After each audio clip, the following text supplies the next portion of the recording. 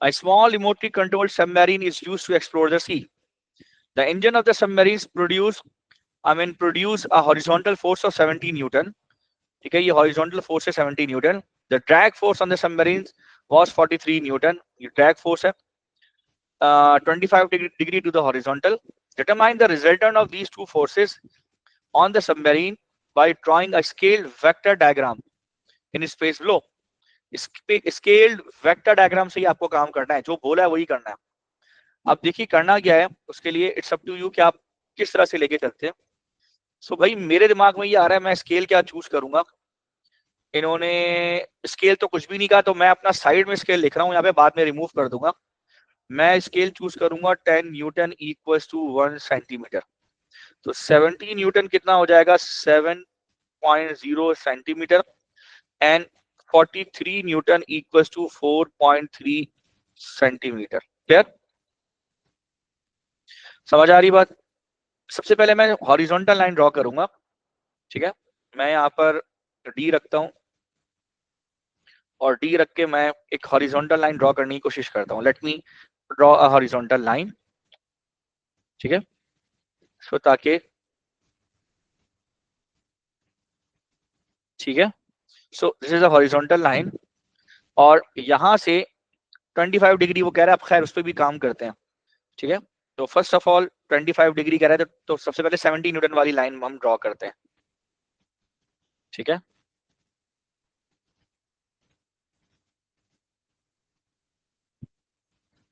अब सबसे पहले 70 न्यूटन. सो 70 न्यूटन वाली हॉरिजॉन्टल लाइन यूं ड्रॉ करें. अब इसके लिए भी हमें स्केल चाहिए होगा, रूलर चाहिए होगा, तो रूलर लिख लें. यहां से स्टार्ट कर देते हैं, बल्कि यहां से स्टार्ट करते हैं. ठीक है भाई, सो ये मैंने बना दिया कितना. ठीक है, ये आप चेक कर लो सबसे पहले. सही है, तो अब ये कितना होगा, ये होगा 70 न्यूटन. क्लियर है, ये 70 न्यूटन होगा. और इसके बाद दूसरी जो यहीं से हम स्टार्ट करेंगे, कितने डिग्री पर उसने बोला है, 25 डिग्री पर. सो 25 डिग्री का स्केल ले लेंगे. अब इसको मैं रोटेट कर रहा हूं. अब यहां से हमें कितने डिग्री पे जाना है, 25 डिग्री. तो हेड टू टेल रूल रखें. तो पहला वेक्टर तो ये बना दिया, दूसरा जो बनेगा वो इधर से इधर बनेगा 25 डिग्री पर. सो जस्ट चेक करो 25 डिग्री कहां से बनेगा. सो दिस इज 10, 20 और ये 25. सो यहां पर 25 degree. Clear, this is 25 degree. ठीक है,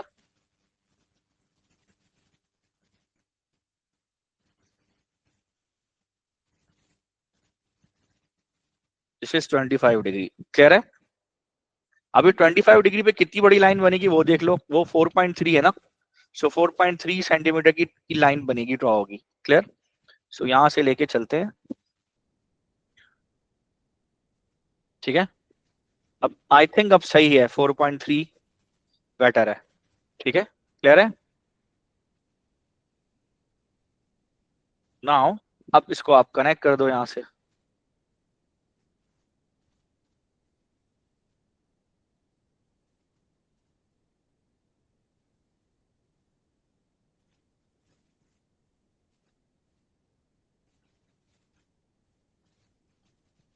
ठीक है,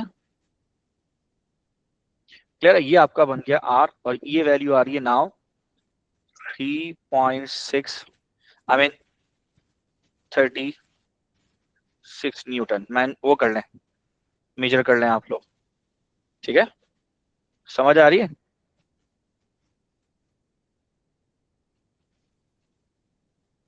यहां से यहां तक. ठीक है, तो 3.5, 3.6, तो 3.6 न्यूटन. 3.6 का मतलब मल्टीप्लाई बाय 10 करें तो 36 बनता है. Clear, so magnitude of the resultant आपका कितना हो जाएगा, 36 न्यूटन. अब कह रहे हैं angle of resultant force to the horizontal.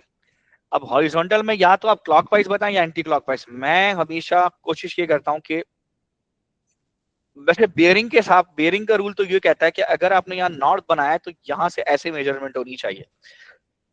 But physics में सब चलता है.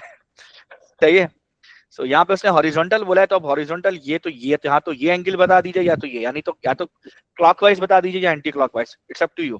ठीक है, तो बता दीजिए क्या प्रॉब्लम है। इस डी को उठाइए, इधर रखिए। ठीक है, कोई ऐसा मसला नहीं है, बता दीजिए क्या एंगल आ रहा है जी। तो 10, 20 और ये 30 डिग्री। ठीक है, 30 डिग्री आपका आ रहा है। सो यहाँ से ये 30 डिग्री आ रहा है, और यहाँ से ये जाहिर है 150 डिग्री होगा। क्लियर है? आप देख लेना, ये 30 डिग्री ही है, वो 1 डिग्री जो ऊपर आ रहा है, ठीक है, उसका रीजन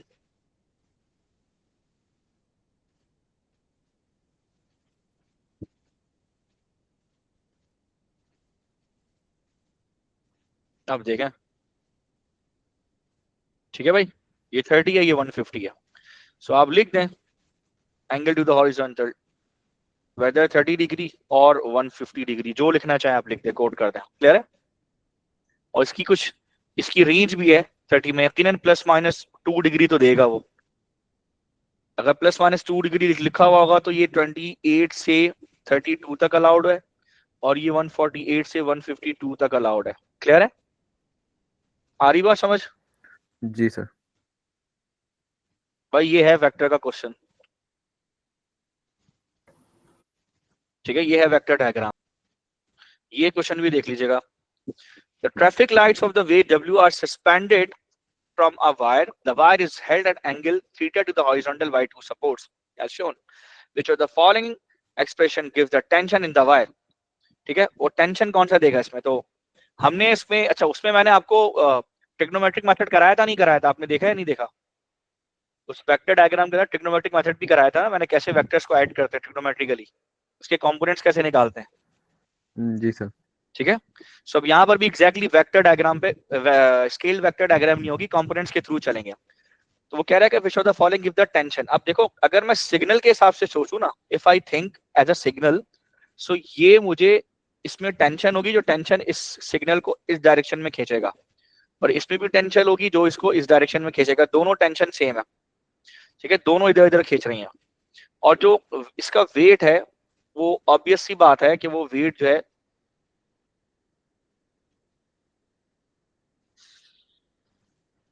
क्लियर है, वो वेट की डायरेक्शन नीचे है। तो अब दो फोर्सेस हैं। अच्छा, अब एक बात और समझ लेना, ये टेंशन है दोनों। ठीक है, तो जो एंगल जरा देख लो, जो एंगल ऊपर से बनेगा वही एंगल इसका यहां से भी बनेगा, थीटा। ठीक है, जो एंगल ऊपर से बनेगा वही एंगल यहां से भी बनेगा, जो एंगल ऊपर से बनेगा वही एंगल यहां से बनेगा। जेड नहीं बन रहा है, दो पैरेलल लाइंस है, और जो एंगल यहां से बनेगा वही एंगल यहां से भी बनेगा।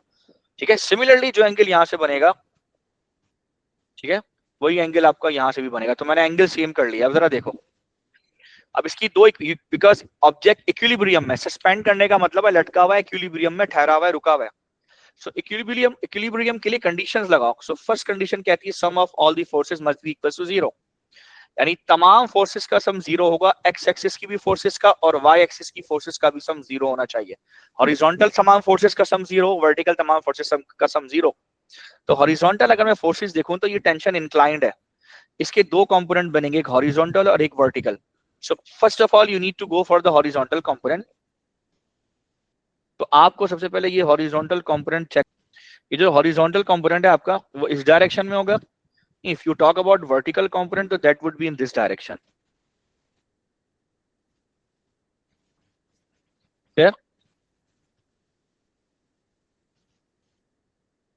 ठीक है, सिमिलरली इस वाले का भी हॉरिजॉन्टल कंपोनेंट इस डायरेक्शन में होगा।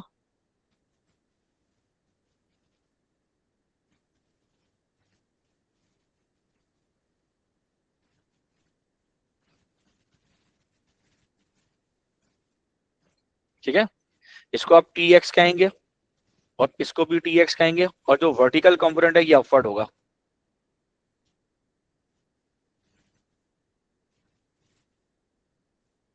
इसे बना रहा हूं समझाने के लिए, देयर इज नो नीड। ये भी टी वाई है, ये भी टी वाई है, क्लियर है? और टी वाई को आप इधर भी बना सकते हो समझने के लिए, आप टी वाई को इधर भी बना सकते हो समझने के लिए, कोई प्रॉब्लम नहीं है। ठीक है, इधर भी बना सकते हो, समझने के लिए कोई प्रॉब्लम नहीं है।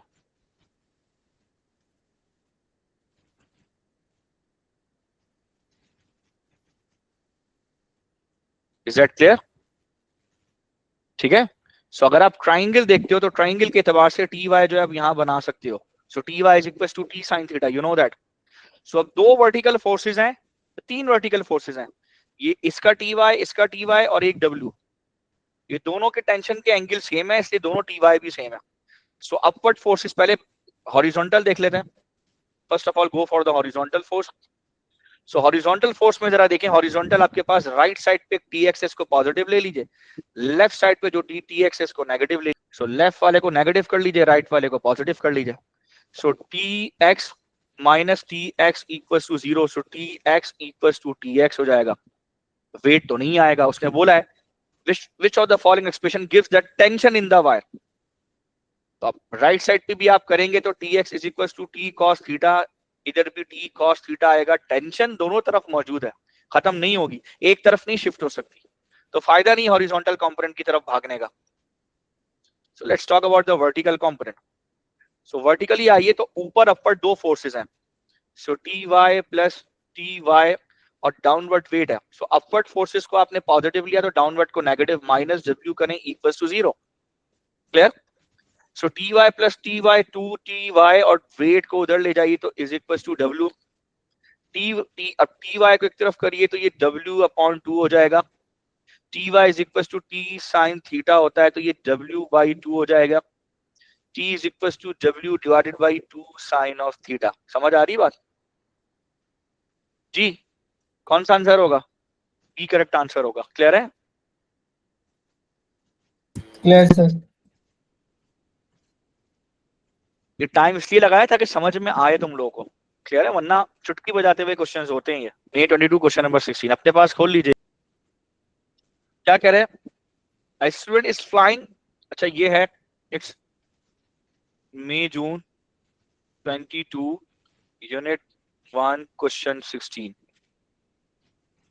A student is flying a kite, the kite is in equilibrium। equilibrium का मतलब आपको पता है sum of all the forces must be equal to zero। Turning effect की बात नहीं करेंगे यहाँ पे, जरूरत ही नहीं है। की तरफ जा रही होगी, एयर उस पर लग रही होगी और एयर उसको खींचती हुई ऊपर की तरफ ले जा रही होगी। ये 17 newton. The weight of the card is 24। Weight की डायरेक्शन उसने कहा कि नीचे 24 न्यूटन, और इस तरह से उसको वो एयर लेके जा रही है। एयर ऐसे लेके जा रही होगी कि यहाँ कहीं वेट इधर होगा और एक फोर्स टेंशन होगी। इन्होंने टेंशन बनाई नहीं है यहाँ पे, टेंशन भी हो सकता है बनवाए हमसे। The weight of the card is 24 Newton and wind exert a force of 70 Newton at an angle of 43 degree to the vertical. Determine the magnitude of the tension in the string by using a scaled vector diagram।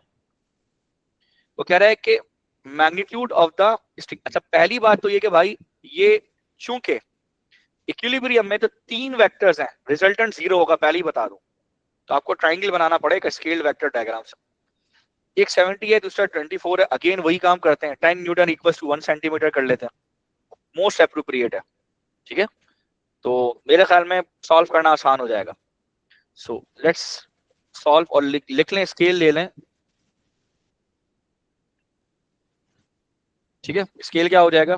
10 Newton equals to 1 centimetre, तो 70 newton equals to 7 centimetre, 24 newton equals to 2.4 centimetre. Clear है? आ रही बात समझ जनाब? तो सबसे पहले मैं एक हॉरिजॉन्टल लाइन, इस डी की मदद से एक हॉरिजॉन्टल लाइन पहले तो एक सेट कर लूं भाई, कैसे चलना है। ठीक है, तो यहां से एक हॉरिजॉन्टल लाइन ले लेते हैं।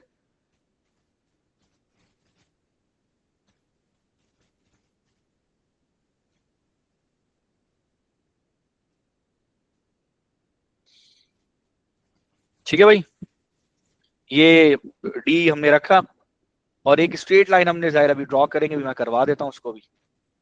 तो यहां से हम एक स्ट्रेट लाइन जो है वो ड्रॉ करेंगे। पहला वेक्टर, फर्स्ट वेक्टर हमारा जो होगा वो कितना है? 24 न्यूटन। तो सबसे पहले 24 न्यूटन का हम एक वेक्टर ड्रॉ कर देते हैं। ठीक है, सो हमारी मर्जी हम फर्स्ट वेक्टर किसी को भी ले सकते हैं। हमारी मर्जी हम फर्स्ट वेक्टर इसको ले लें, सेकंड फिर उसको ले लें, थर्ड यहाँ से कनेक्ट कर दें, हमारी मर्जी है। ठीक है, सो हम एक काम करते हैं, फर्स्ट वेक्टर 24 को ले लेते हैं। सो 24 वाले को हम फर्स्ट फैक्टर ले लेते हैं, तो फर्स्ट फैक्टर कितना बनेगा 2.4 सेंटीमीटर का। तो स्केल रखते हैं ऐसे, ठीक है, और ये 2.4 का इधर बना देते हैं भाई। सो इधर 2.4 का है,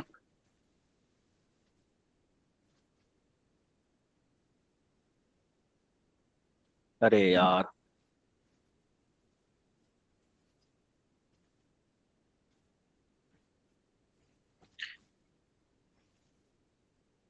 2.4,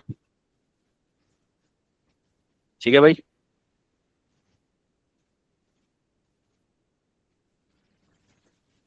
टू 2.4 नीचे करके बना देते हैं, सही है। 2.4 मतलब 24 न्यूटन। क्लियर, सबको समझ में आ गया। अब क्या करें, अब यहां से दूसरा वेक्टर लो और ये वाला 70 वाला, और ये 43 डिग्री पे बनेगा, तो कर लेते हैं। क्लियर, सो ये ऊपर से लेंगे एंगल, ऊपर से मेजर होगा। सो 10 20 30 40, तो यहां तक 40 41 42 43, ये है 43, ठीक है। सो 10 20 30, ये है 30। क्लियर, आ रही बात समझ में, मतलब 43 डिग्री, सॉरी। तो ये 43 डिग्री बनेगा, कैसे हिसाब कर लो, 10 degree 20 degree 30 degree 40 degree, and ये 40 41 42 एंड 43। क्लियर है क्लियर सर। भाई, मैं टाइम लगा रहा हूं क्योंकि टाइम लगने वाला काम है, और जाहिर है आप जब ऑनलाइन करते हैं तो उसमें थोड़ा सा और टाइम लगता है, अदरवाइज पेपर पे तो यूं हाथ चलता है, ठीक है। सब एनीवे, आप रुलर उठाते हैं और इसको यहां से कनेक्ट करते हैं इस डॉट तक,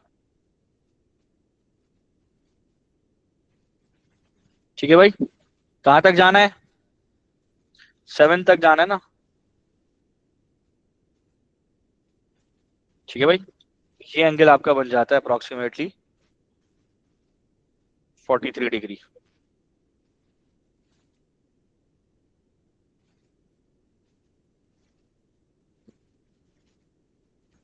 क्लियर, आ रही बात समझ में, और ये एंगल ये जाएगा ऐसे, ठीक है। तो एक डाउनवर्ड था, ये हो गया। अब तीसरा वेक्टर कैसे बनाओगे भाई, सीधी बात है, तीसरा वेक्टर इनको कनेक्ट कर दोगे आपस में, फर्स्ट एंड लास्ट वाले को कनेक्ट कर दो भाई।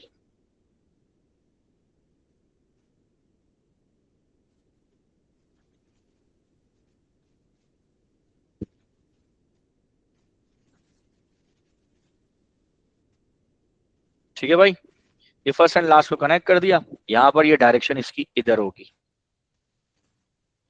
ठीक है। और ये रिजल्टेंट नहीं, ये टेंशन है 55 न्यूटन।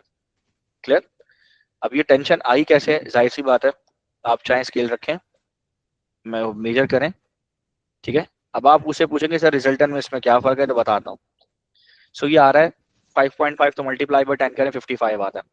अब सुन लीजिए मेरी बात, अगर दो वेक्टर हो, वेक्टर वन सुनना, अगर वेक्टर वन यूं था, लेट से, या वेक्टर वन चलो यूं होता, या इस तरह से वेक्टर वन यूं होता, वेक्टर टू यूं होता, तो आप दो वेक्टर होते हैं, तो ये फर्स्ट और लास्ट में जगह खाली है, तो अगर आप इसको कनेक्ट करते तो रिजल्टेंट की डायरेक्शन हमेशा जहां पर सेकंड वेक्टर खत्म होता है उसकी तरफ होती है, तो रिजल्टेंट बनता। क्लियर है, लेकिन अभी प्रॉब्लम ये है कि अभी फर्स्ट वेक्टर तो है, अब सेकंड वेक्टर भी है, लेकिन तीसरा वेक्टर भी है जो टेंशन जिन्होंने नहीं दिया हुआ, तो वो तीसरा वेक्टर इनको कनेक्ट करके बनेगा जिसकी डायरेक्शन लेफ्टवर्ड होगी। अगर ये रिजल्टेंट होता है तो इसकी डायरेक्शन जो है वो सेकंड वेक्टर के साथ उस उधर जाके कनेक्ट करता है, लेकिन चूंकि तीसरा वेक्टर भी है तो ये ऐसे ही चलेगा, हेड टू टेल रूल चलेगा, और हेड टू टेल रूल वहीं जाके खत्म होगा जहां से स्टार्ट हुआ था। इसका मतलब है रिजल्टेंट पैदा ही नहीं हुआ, रिजल्टेंट को पैदा होने की जरूरत ही नहीं पेश आई, रिजल्टेंट जीरो है। और रिजल्टेंट जीरो होने का मतलब है ये क्लोज ट्राइंगल है, और क्लोज ट्राइंगल का मतलब ये होता है कि जनाब ऑब्जेक्ट इक्विलिब्रियम में। आ रही बात समझ में, नहीं आ रही? क्लियर है? जी क्लियर सर। सर। अगर ये यूं होता, लेट्स से तीन वेक्टर के बाद भी रिजल्टेंट जीरो नहीं हुआ, ऐसा भी हो सकता है, ये हो सकता है ये इधर जाता और फिर ये जगह ये खाली हो जाती, तो अब आप जब इसको कनेक्ट करते ना ऐसे, तो कनेक्ट करते हुए अब रिजल्टेंट की डायरेक्शन यूं बनती, लास्ट वेक्टर की तरफ होती रिजल्टेंट की डायरेक्शन हमेशा, वहां जाके इसका एरो हेड कनेक्ट होता है। आ रही बात समझ में? ये भी हो सकता था, लेकिन इसने पहले ही बोल दिया ऑब्जेक्ट इक्विलिब्रियम में, तो इसका मतलब है तीनों वेक्टर जब एक दूसरे से कनेक्ट होंगे, हेड टू टेल रूल लगेगा तो क्लोज ट्रायंगल बनेगा। ठीक है, सो ये रिजल्टेंट नहीं है, ये टेंशन है, थर्ड वेक्टर है, ये थर्ड वेक्टर, रिजल्टेंट जीरो है इसमें। क्लियर है?